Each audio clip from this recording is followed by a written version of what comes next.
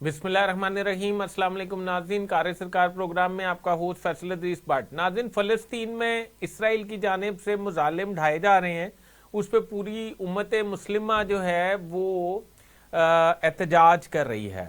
हम पाकिस्तानी भी इस पे ना सिर्फ दुखी हैं, अफसरदा हैं, बल्कि भरपूर एहतजाज भी करते हैं और दुआगू भी हैं फ़लस्तीन के मुसलमानों को इसराइली जहरियत से जल्द अज जल्द अल्लाह ताला सुरखरू करे और उनसे उनके मतलब शर से आज़ाद करे।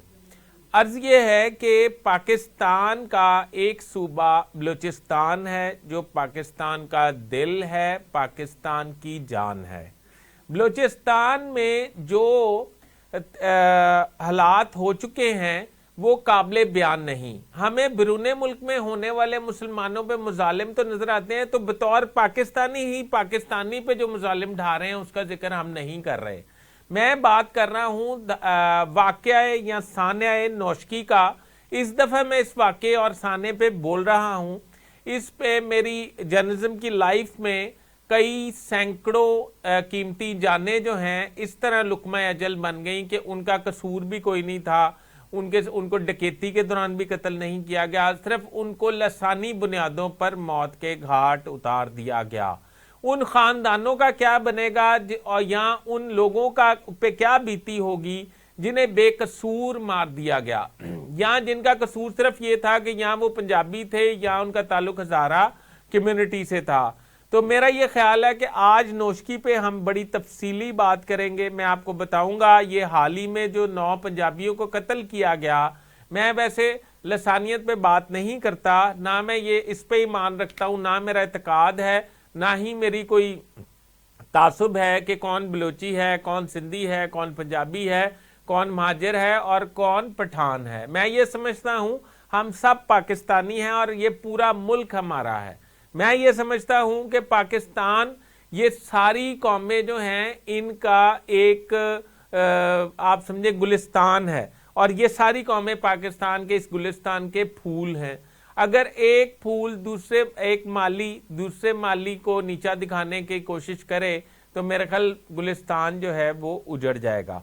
मैं आज आपको बताऊंगा सान्या नौशकी के हवाले से बहुत तफसीली और क्या हालात हुए, किस तरह हुए और आने वाले वक्त में क्या होने वाला है। इसके अलावा मैं आपकी खिदमत में अर्ज करूंगा वो वज़ीर आला पंजाब और 3 मरतबा वज़ीर आज़म रहने वाले मियां नवाज शरीफ साहब ने एक प्लान किया था जो धरे का धरा रह गया। प्लान ये था कि ईद के फौरन बाद पंजाब के आला ब्यूरोक्रेटिक अफसरान को तब्दील कर दिया जाएगा, पंजाब की पुलिस फोर्स के सरबराहान को तब्दील कर दिया जाएगा और ये मामला खटाई में क्यों पड़ गया है, कौन सी शख्सियत की इन्वॉल्वमेंट हुई है जिसकी वजह से ये मामला खटाई में पड़ गया। आपने मेरा पूरा प्रोग्राम दिलचस्पी से देखना है, हर खबर इसमें भरपूर होगी और आपके सुनने के लायक होगी और ये खबर अंदरूनी होगी, ये अखबार या तराशे या सुनी सुनाई खबर नहीं होगी।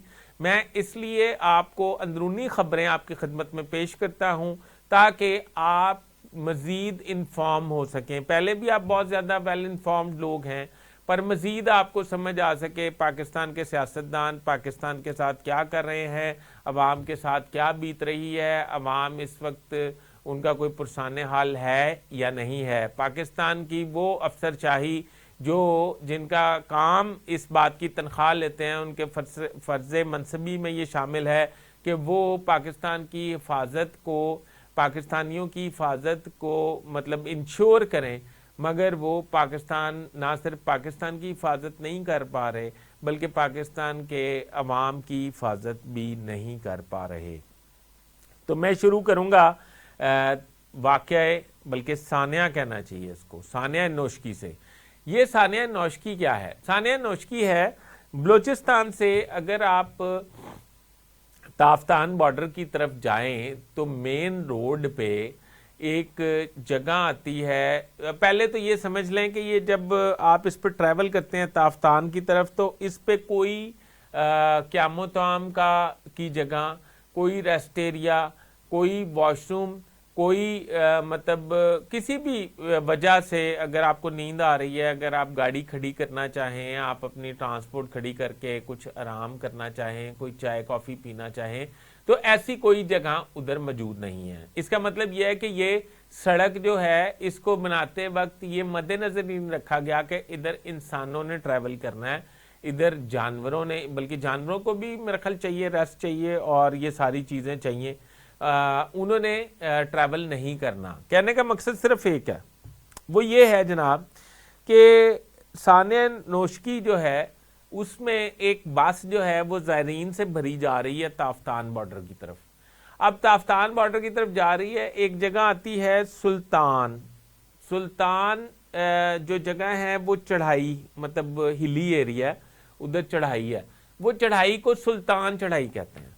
اس سلطان چڑھائی پہ کیا ہوا یہ میں آپ کو ابھی واپس آ کے بتاتا ہوں۔ پہلے میں آپ کو ماضی کی دو چار باتیں ایسی بتا سکوں جس سے آپ کو یہ سمجھ آ سکے کہ عوام اور ملک کی حفاظت کرنے کا معیار کیا ہوتا ہے، اور عوام اور ملک کو اگر آپ اس کے لیے خدمت کرنا چاہیں تو آپ کو کتنا سنسیئر ہونا پڑتا ہے، اور اس آپ کے ایڈمنسٹریشن جو ہے اس کا لیول کیا ہوتا ہے۔ اس میں ماضی میں چلا جاؤں گا، دور چلا جاؤں گا، جس میں ذکر کروں گا ایک شیر شاہ سوری کا۔ شیر شاہ سوری کا نام کس نے نہیں سن رکھا؟ شیر شاہ سوری وہ ہے جس نے یہ مشہور و معروف جی ٹی روڈ جو ہے اس کو تعمیر کیا تھا۔ شیر شاہ سوری نے یہ جو تقریباً یہ بات ہے آپ اندازہ لگا لیں کوئی 500 سال پہلے کی، یعنی کہ اس وقت ایڈمنسٹریشن ہو سکتی تھی اور آج نہیں ہو پا رہی اس جدید دور میں۔ اس کا مطلب یہ ہے کہ دال میں کچھ کالا ہے۔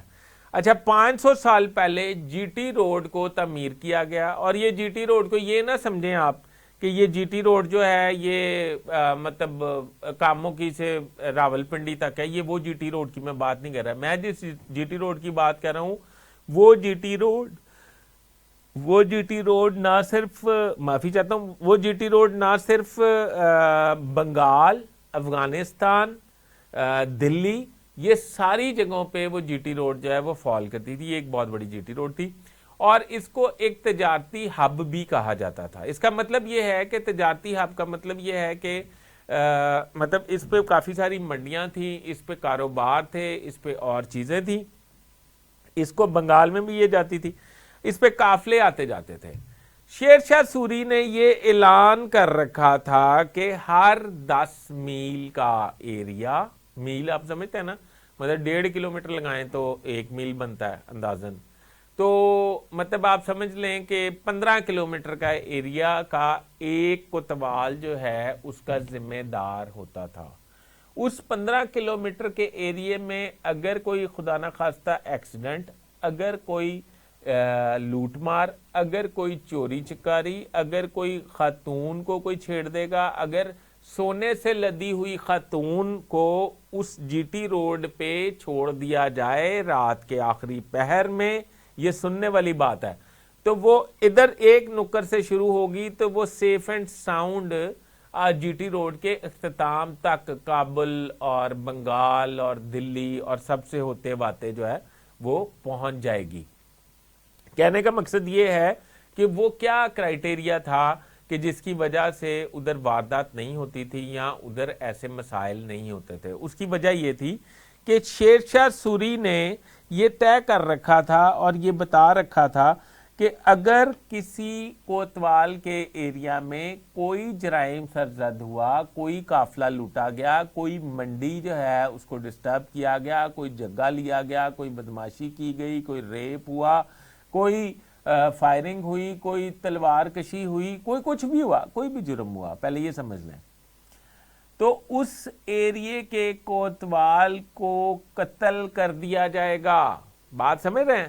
اب کوتوال کی جان پہ کیونکہ بنی ہوتی تھی، کوتوال جو اپنے 15 کلومیٹر کے ریڈیس کو کسی نہ کسی طرح سیکیور کرنے کے بارے میں ہی پلاننگ کرتے رہتے تھے، اور ادھر ٹریول کرنے والے مہمان، یعنی کہ ان کو مہمانوں کا درجہ دے دیا گیا تھا، ان کو کسی بھی قسم کی پریشانی نہ ہو، یہ ان کے اولین فرائض میں شامل تھا۔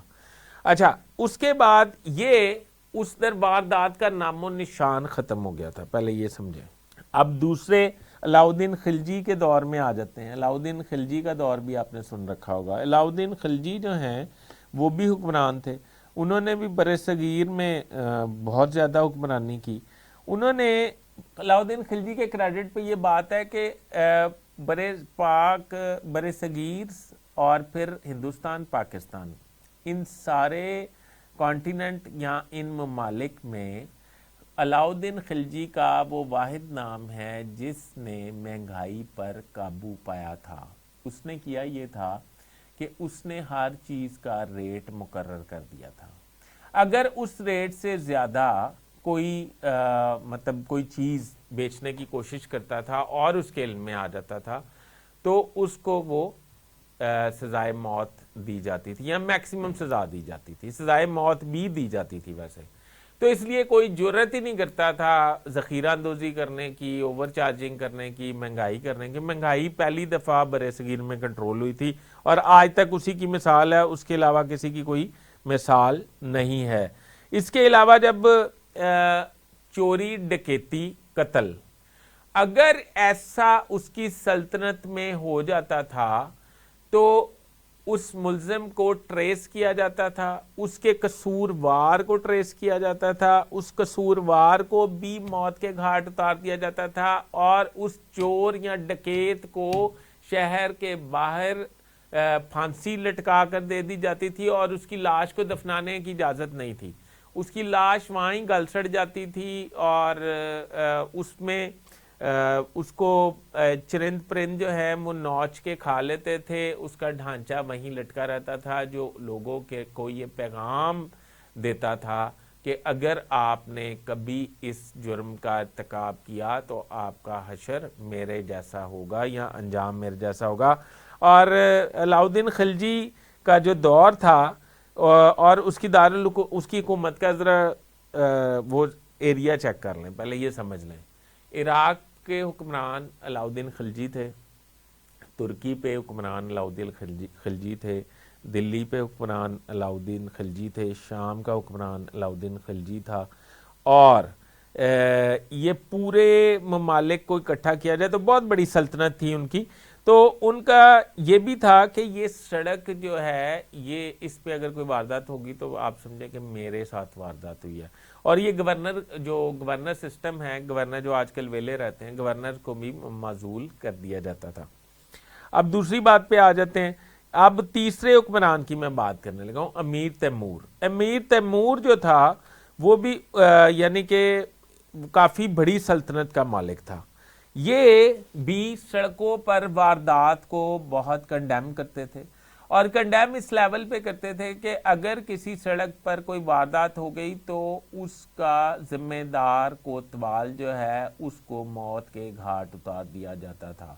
نہ کسی کے ساتھ دھوکہ دہی ہوتی تھی، نہ فراڈ ہوتا تھا، نہ کچھ ہوتا تھا۔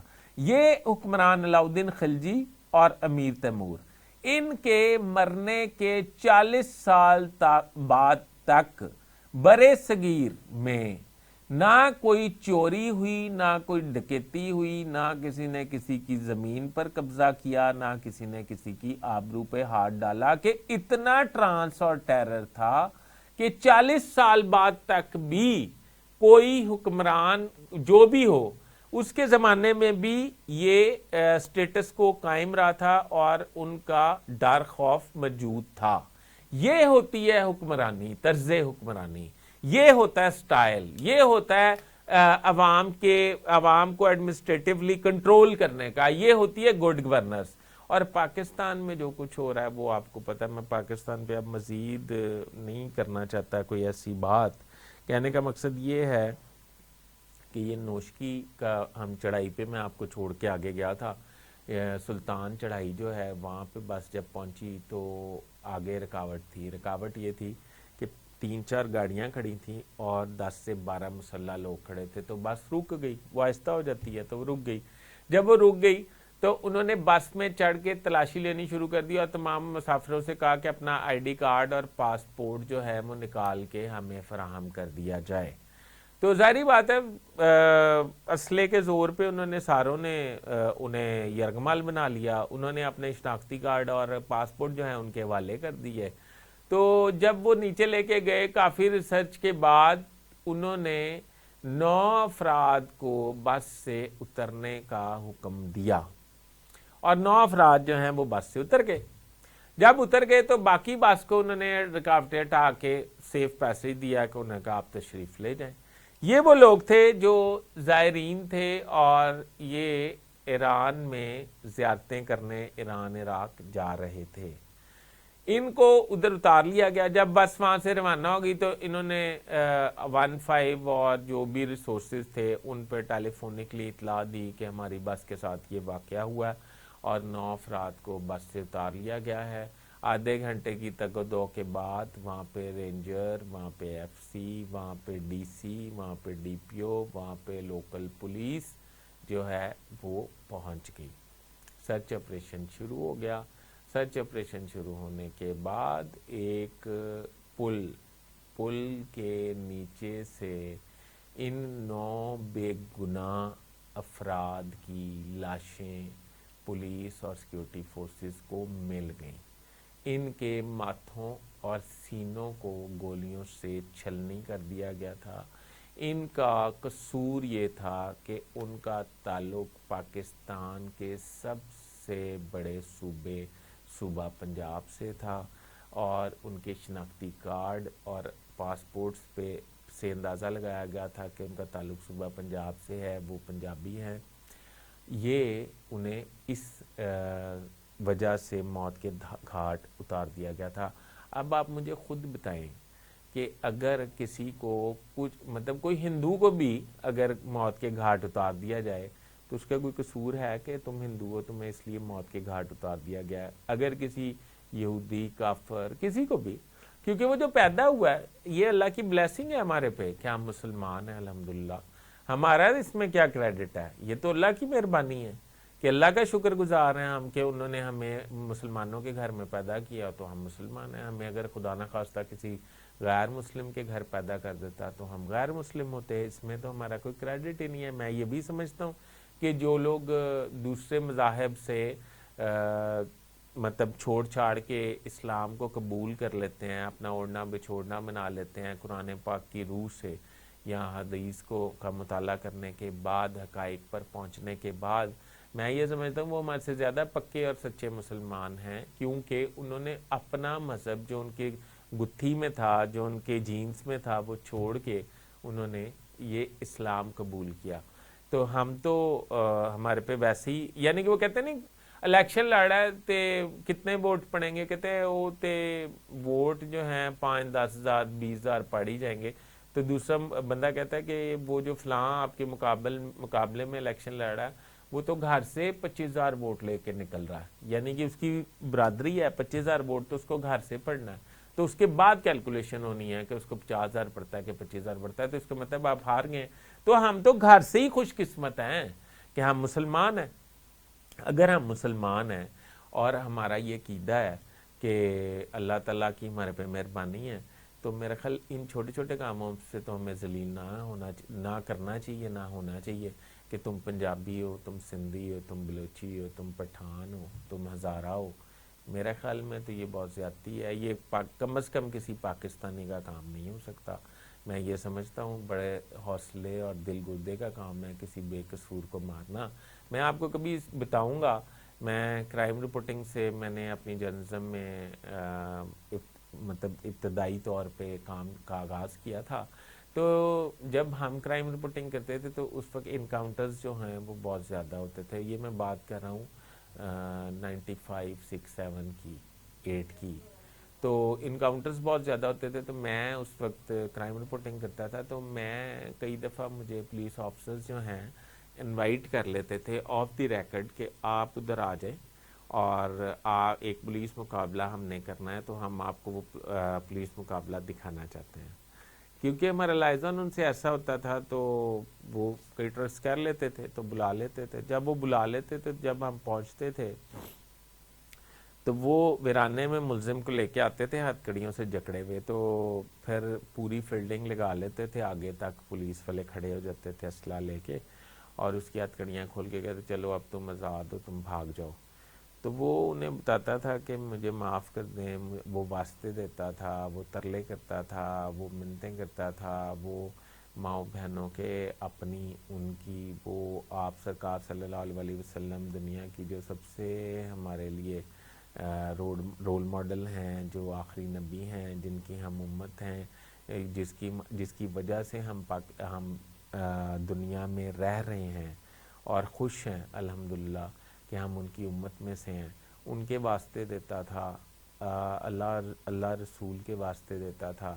اور جو اس کو مارنے کے لیے لائے ہوتے تھے وہ انہیں بڑے آرام سے ہینڈل کرتے تھے اور کہتے تھے کہ آپ جائیں. تو میں ان پولیس انسپیکٹرز کے نام بھی بتاؤں گا جو یہ انکاؤنٹرز کرتے تھے, اور میں انہیں بڑا اپریشیٹ کرتا تھا اس بات پہ کہ اگر کوئی کراس فائرنگ میں کوئی مارا جائے تو شاید اس میں کوئی اتنی کوئی دیدہ دلیری والی بات نہیں ہے. جب بندہ جکڑا ہو اور آپ کی کسٹڈی میں ہو اور اس کو پتہ ہو کہ آپ نے اس کو مار دینا ہے, تو وہ کیسے آپ کو واسطے دے گا, کتنی آپ کی منتیں کرے گا, کتنا روئے گا, کتنا سر پٹائے گا, بچوں کا واسطہ دے گا, اللہ کا واسطہ دے گا, رسول کا واسطہ دے گا, اور آپ کو ہر ممکن کوشش کرے گا کہ آپ اس اقدام سے باز رہ سکیں. مگر ظاہری بات ہے انہوں نے فیصلہ کیا ہوا ہے, وہ جیسے ان کے امیڈیٹ باسز نے فیصلہ کیا تھا. میں آپ کو کسی دن یہ پوری سٹوری سناؤں گا. تو میں یہ سمجھتا تھا جو اس طرح کر سکتا ہے نا وہ بہت دلیر ہے, یعنی کہ اس کی دلیری کا لیول یہ ہے کہ وہ انکاؤنٹرز کر سکتا ہے. تو یہ جنہوں نے 9 لوگوں کو مارا ہے نا, وہ جو جرائم پیشہ لوگ ہیں جن کو انکاؤنٹرز کیا جاتا تھا, انکاؤنٹر جن کا کیا جاتا تھا, ان کے تو شاید کچھ جرم ہوں گے, کچھ ڈال دیے جاتے ہوں گے, کچھ ہوں گے.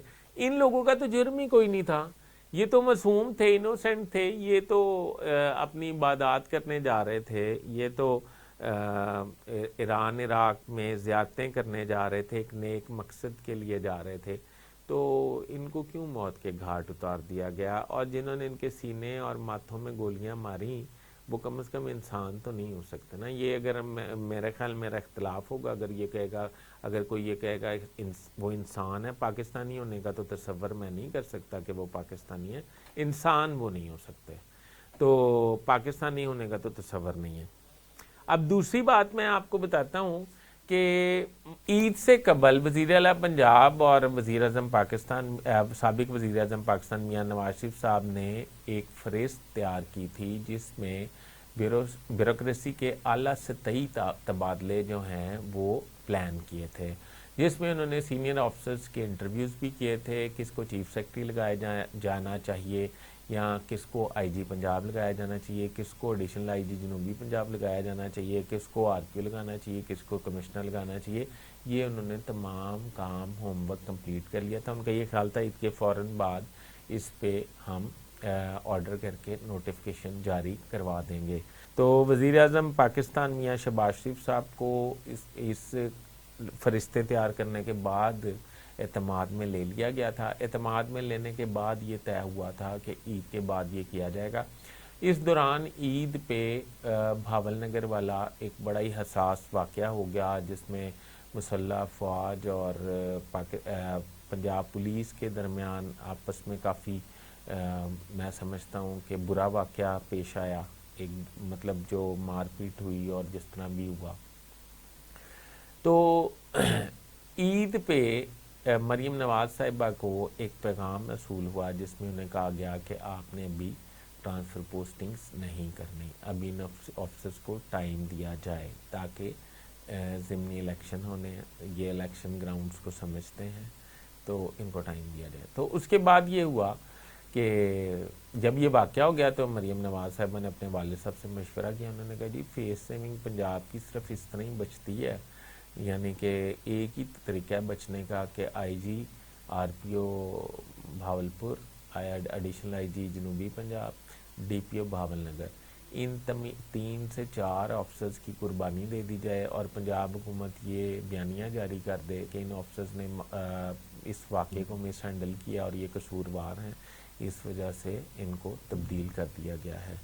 تو ان کو جس طرح کہ میں نے آپ کو پہلے بھی بتایا تھا کہ آستانہ عالیہ سے ایک کال وصول ہو گئی. کال وصول یہ ہوئی کہ ابھی نہ آئی جی کو بدلا جائے گا نہ چیف سیکرٹری کو بدلا جائے گا.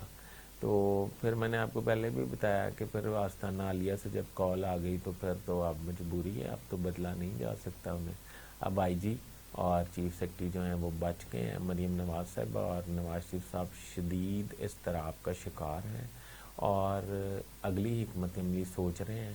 کہنے کا مقصد یہ ہے کہ اس دفعہ تو آئی جی اور چیف سیکرٹری بچ گئے ہیں اپنی مطلب طاقت کی وجہ سے یا اپنے روحانی پیشوا کی وجہ سے. تو اگلی دیکھتے ہیں موو کیا کھیلتے ہیں وزیر اعلیٰ پنجاب اور وزیر میاں نواز شریف صاحب. شہباز شریف صاحب نے بھی ان کے حق میں دلیلیں دی ہیں, چیف سیکرٹری اور آئی جی کے حق میں دلیلیں دی ہیں, کیونکہ وہ بھی روحانی پیشوا کے مرید خاص میں سے ہیں, آپ کو پتہ ہی ہے. تو کہنے کا مقصد یہ ہے کہ میرے کوڈ ورڈ کو ذرا زیادہ سمجھ لیا کریں. کرتا تو میں کلیئر بات ہی ہوں, پر میں کوشش کرتا ہوں کہ مطلب آپ تک میری بات حرف بحرف پہنچ جائے. تو ابھی تک کے لیے اتنا ہی ہے. کار سرکار پروگرام سے مجھے اجازت دیجیے اپنے ہوسٹ فیصل عزیز بٹ کو. تو یہ پروگرام دیکھ کے اپنا فیڈ بیک ضرور دیجیے تاکہ ہماری کچھ رہنمائی ہو سکے اور میں آپ کے لیے اور اچھی خبریں آئندہ آپ کی خدمت میں پیش کر سکوں. آپ اگلے پروگرام تک کے لیے اجازت دیجیے. اللہ حافظ.